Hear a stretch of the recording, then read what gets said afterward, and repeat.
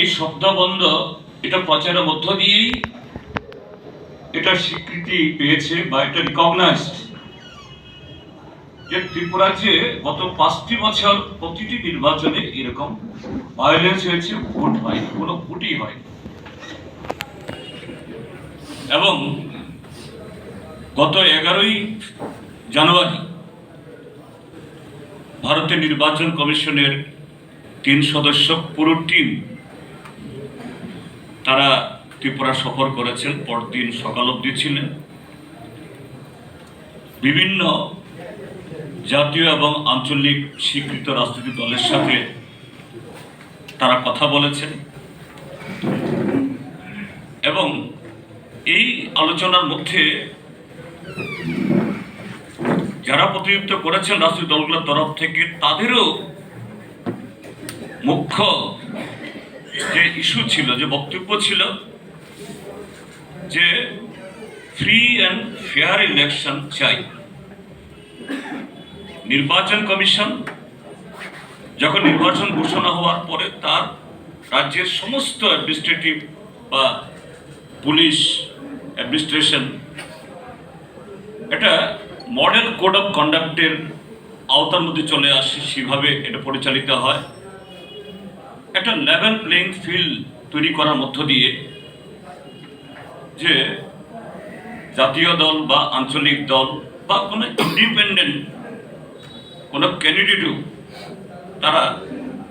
জনগণের কাছে তার বক্তব্য প্রচার করা, ভোট চাওয়া এবং একজন ইন্ডিভিজুয়াল ভোটারও নির্ভয়ে ভোট দেওয়ার এবং না দেওয়ার নোটা চালু হয়েছে এখন,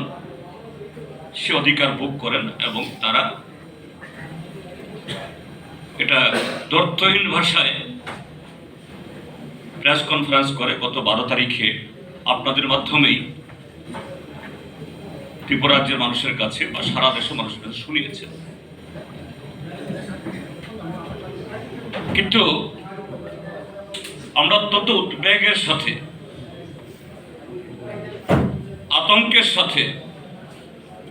আমরা লক্ষ্য করছি ত্রিপুরা রাজ্যের বর্তমান শাসক দল ভারতীয় জনতা পার্টি যে ভারতীয় নির্বাচন কমিশনের এই আশ্বাসবাণী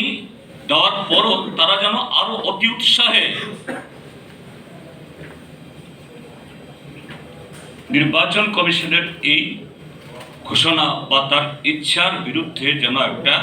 চ্যালেঞ্জ ঘোষণা করছে। সেই 12 তারিখ বিকালবেলায়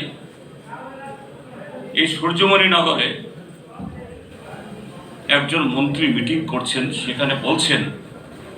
ক্যামেরার সামনে দাঁড়িয়ে বিরোধী দলের কোনো কর্মী, কোনো প্রতিনিধিকে কোনো বাড়িতে, কোনো পাড়াতে ঢুকতে দেওয়া যাবে না। পরিষ্কারভাবে বলছেন তাদের যে ধরনের শিক্ষা দিতে হয় সব রকমের শিক্ষা দিতে হবে। সেদিন রাত্রিবেলাতেই 12 তারিখ উদয়পুর, সেখানে সুদীপ বাবু যে একটু আগে বললেন